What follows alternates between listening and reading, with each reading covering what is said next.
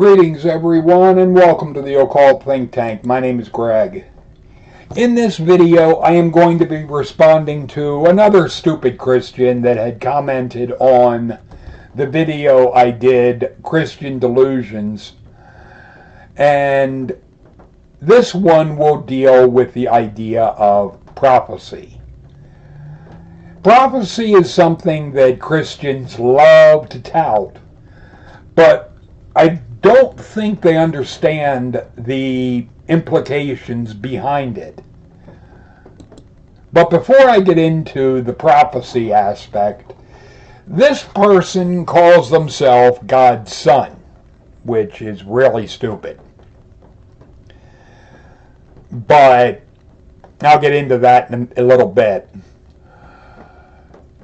This was something that one of my subscribers had pointed out, and it's funny as hell, because they have anybody in denial. D-E-N-I-L-E. The thing is, I don't know of anyone in denial. There could be. Somebody could have fallen off of the boat, but then they would be in the Nile, not denial. Makes me think of deplane, deplane. The thing is, this is just stupid. And there could be people in D-E-N-I-A-L, which is the action of declaring something to be untrue. But the aspect of D-E-N-I-L-E, no. There is no denial. At most, there would be the Nile, not denial. God's son is a fucking idiot. The thing is, we then have this claim. The only book that has foretold of prophecies thousands of years ago that have come to pass in the modern era. That being, I guess, supposedly the Bible. Well, the problem with that, there is this, which is Hindu prophecies. Now, I am not Hindu, and I am not trying to be offensive to Hindus. If any would be watching, I'm just kind of curious. I looked up pictures of Lord Krishna, and what I had found were pictures that either had this woman with absolutely no chest, or this, that it's a very small, and so forth. But it makes me wonder, not that I'm opposed to topless women. I mean, I have no problem with topless women. I don't see anything per se wrong with it. But it does make me wonder what's going on with Lord Krishna, that this woman is running around basically topless. And why is she blue? But those are just questions that come to my mind. But one thing I did notice right away is the idea of salvation of the good and destruction of evildoers. Well, that reminds me of Christianity, as well as, I think, Islam. Not sure if Jews have the idea of salvation of any kind, but the idea of destruction of evildoers, I think that's kind of a given with just about every religion. And these are called Hindu prophecies. The problem with them, and it comes back to my main problem with all quote-unquote prophecies. Like this: petty-minded people will conduct business transactions and merchants will be dishonest. When has that not been going on? Or I don't know who this group is, but will be extremely greedy for money. Okay, how is that different from any group?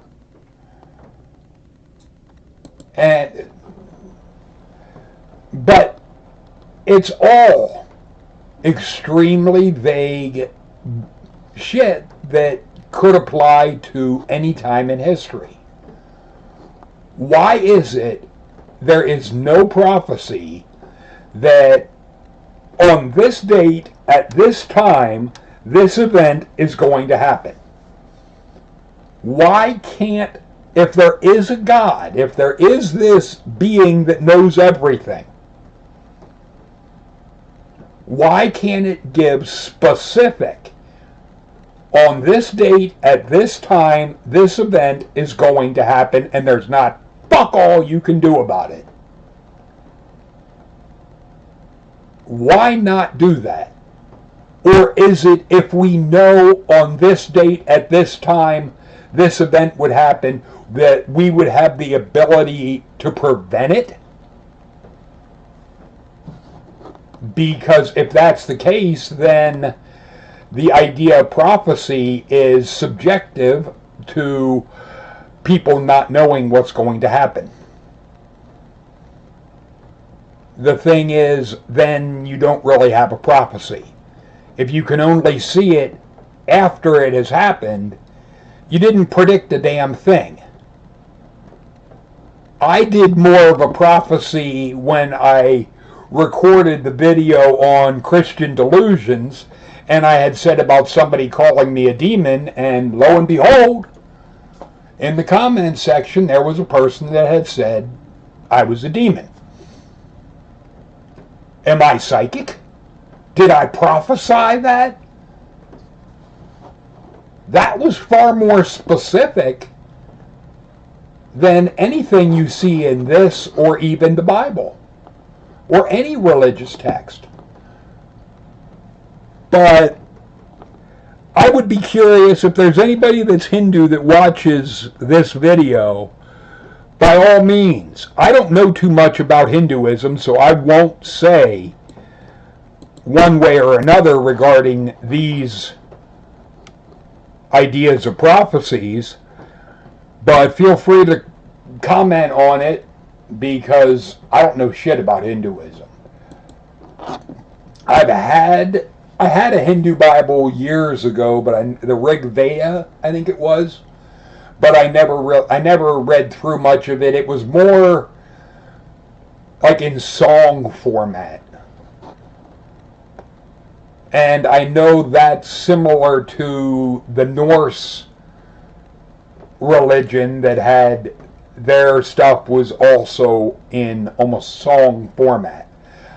I don't know if that is to make it easier to remember. I don't know. But then we have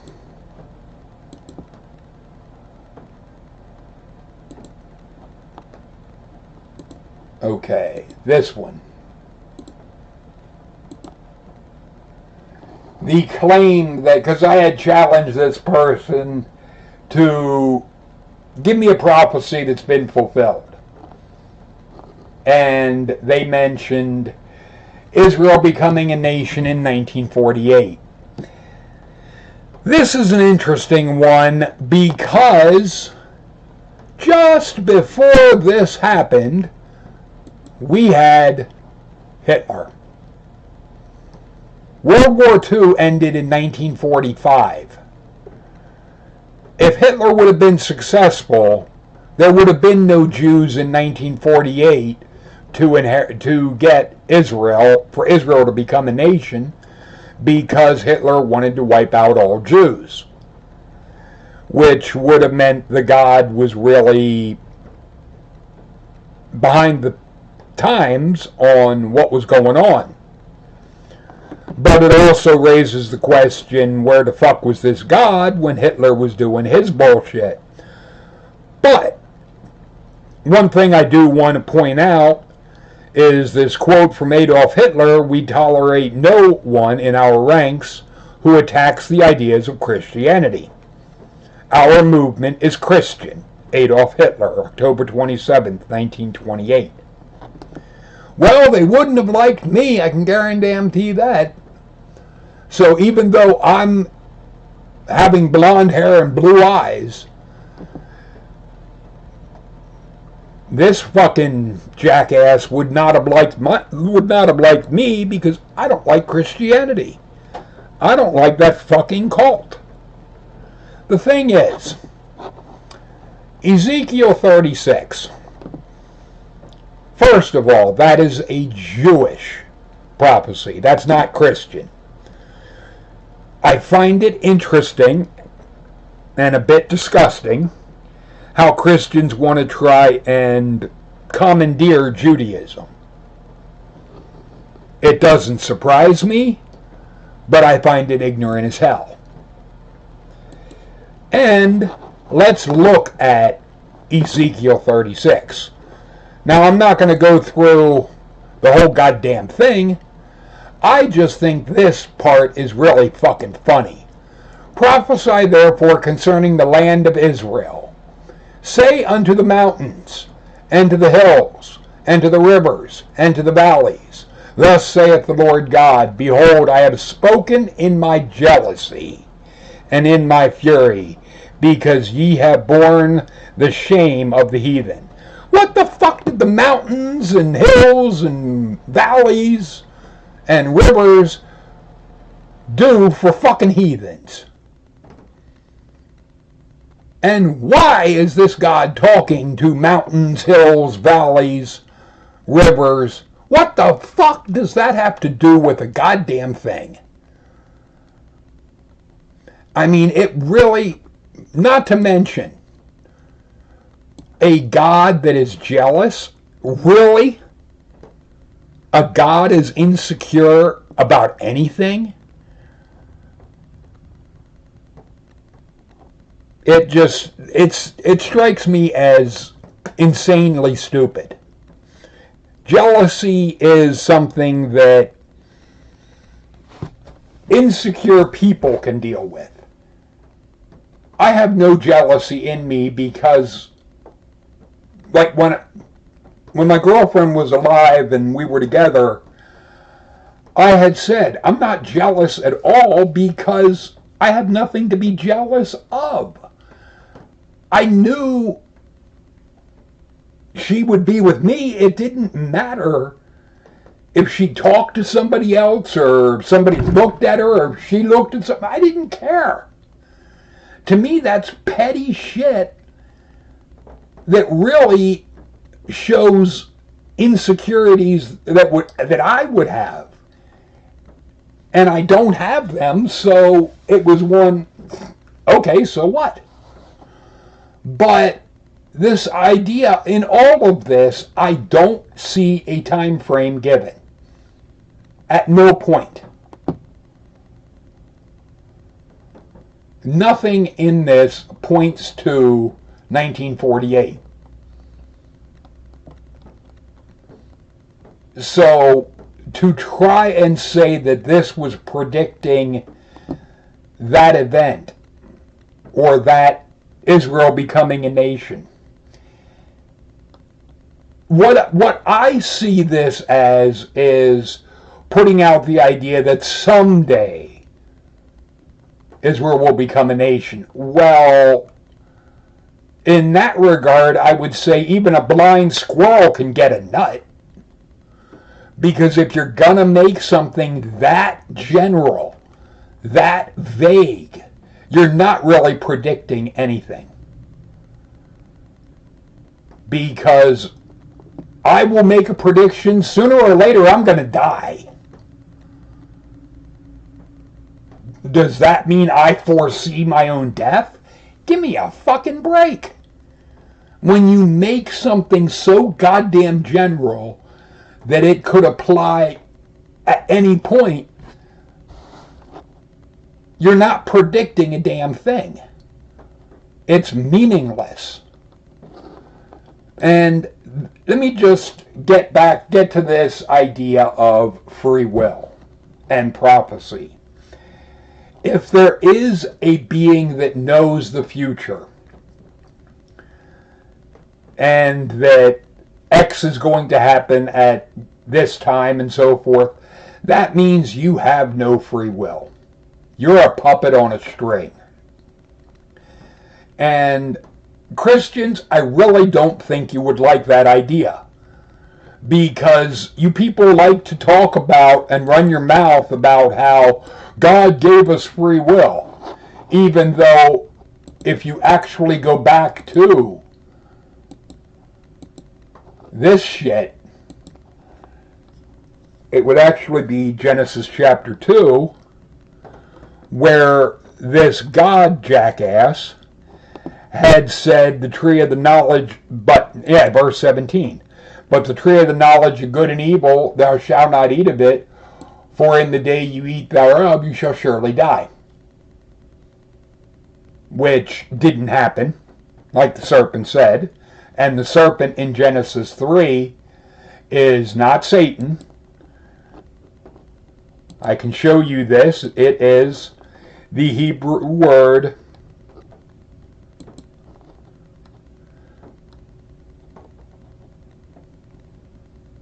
that, and it means a snake.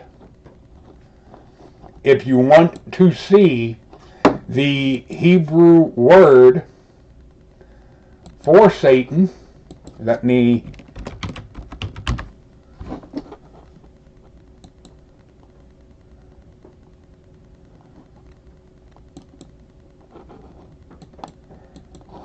it goes to the Hebrew word for Satan is Satan. Boy, that's fucking tough. I mean, look at that.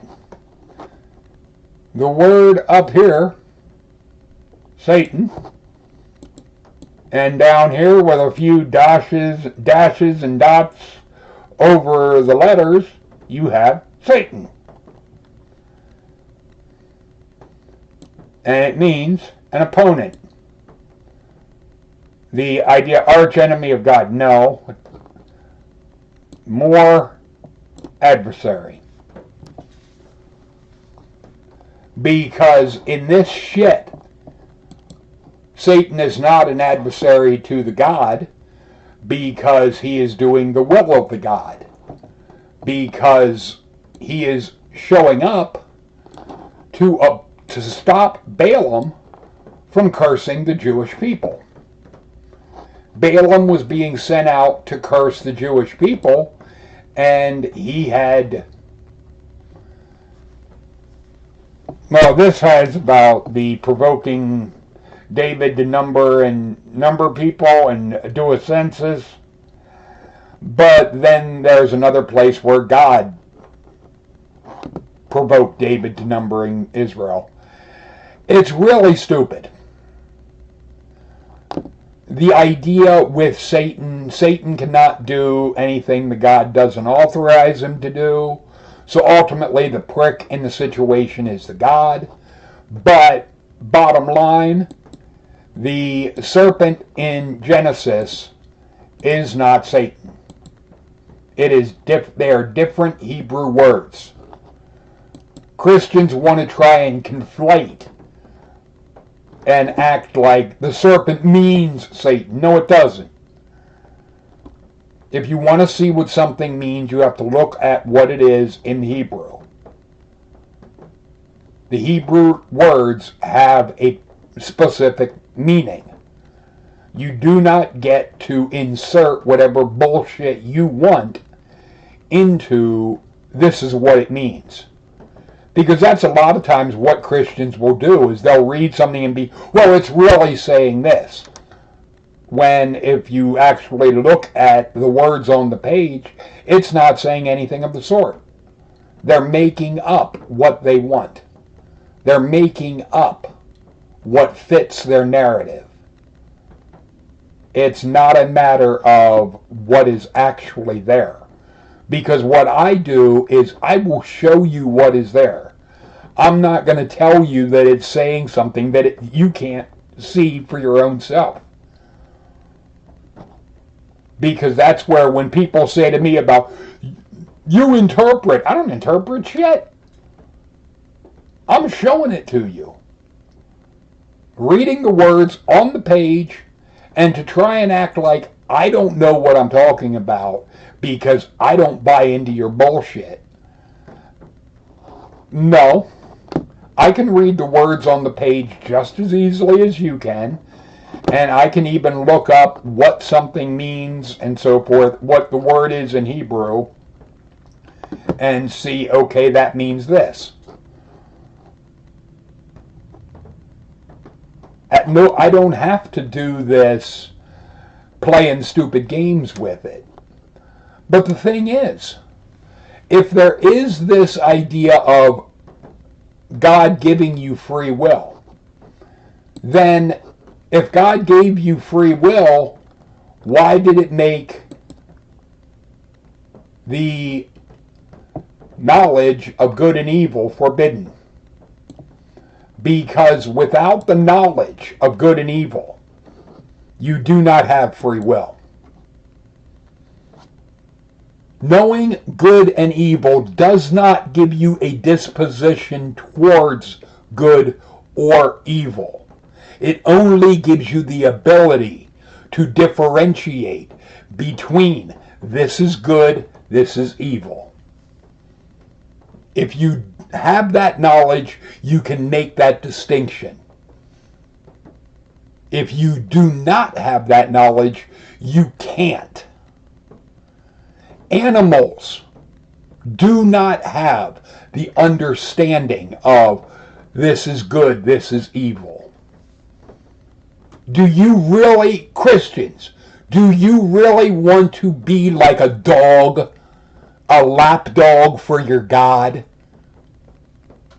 I like dogs and so forth, but I don't want to be anything's lapdog. That's just not my idea of a good time.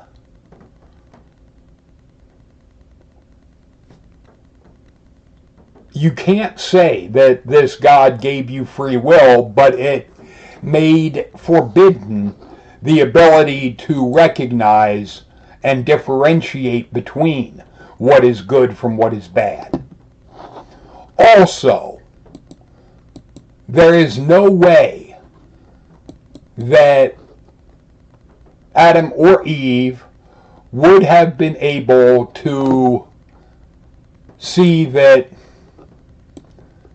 the tree was good for food. Without that knowledge of good and evil, the concept of something being good would be foreign to them. That would be like saying a dog knows something is good. No, it doesn't. All it has is stimulus response. It can respond to the stimulus of, if you put a steak down in front of a dog and tell it, don't eat that steak, but you're the stupid motherfucker that put the steak in front of the dog, when the dog eats the steak, the dum-dum in the situation is you. It's not the dog's fault. You put it right under their nose. If you didn't want them to eat it, don't put it right under their fucking nose. This is not fucking complicated. The thing is, this whole story is so convoluted. It's such convoluted bullshit. But you can't say that this God gave you free will when it made forbidden the ability to recognize and differentiate between what is good from what is bad. And that brings me back to this idea of prophecy. Because if a God knows the future, like the idea of if a God knows who will go to heaven and who will go to hell, then what the fuck is the point of being here? What the fuck is the point of life? And that actually ties into a thing in Romans where that's where the Calvinism, and it's a debate between Calvinism and Arminianism. I think it's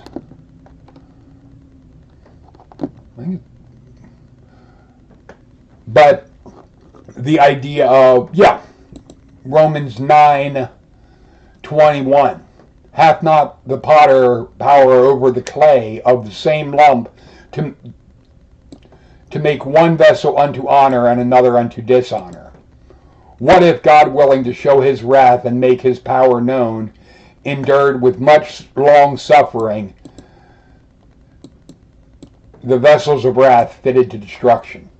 If you're making something to be destroyed, if you're making someone to be tortured, what opportunity, what chance do they have if the all-knowing thing that made them and so forth and knows the outcome, if it knows they're going to hell, what choice did that person actually have? Could they have actually done something in their life that the God didn't know they would do? If they could, that would mean the God is not all-knowing. If they couldn't, and the God is all-knowing, then they did not actually have free will. They were predestined for what it made them for. And this is a picture I had seen on Facebook by basically I think the group was Satanists, but you're nothing without me. Even if you think about leaving me, you don't deserve me. You'll never find anyone as good as me. You brought this upon yourself. I know best. You're a terrible person and you need me to be better. You are not worthy of my love. I am only doing this because I love you.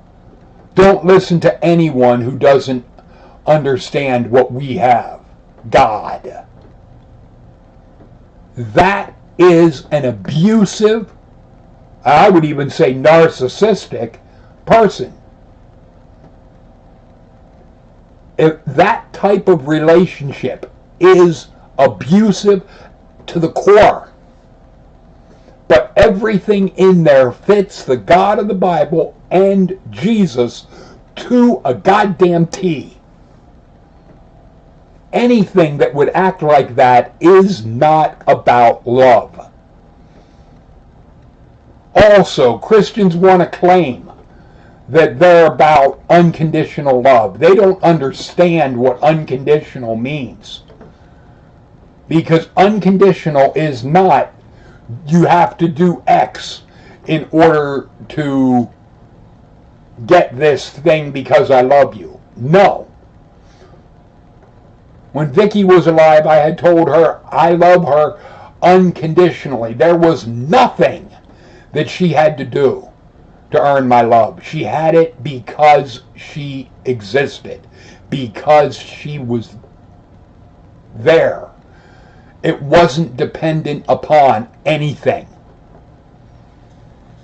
This is a concept Christians can't wrap their stupid little brain around. The two rocks rolling around in their head just can't figure out what unconditional means. To the Christian, do this or else is unconditional love. No, it's not. That's conditional. If you have to do X in order to get Y, that's a condition. Unconditional means you don't have to do or think a fucking thing. Don't tell me I have to do or think anything. and then say, it's a free gift, it's unconditional love. Horse shit. Just because you're a fucking idiot, don't play me for a fool. But yes, prophecy takes a steaming shit on free will. If there would actually be something that would know the future. Because if the future is already determined, what the fuck are we going through this for? Feel free to leave your thoughts and comments in the comment section. Later, people.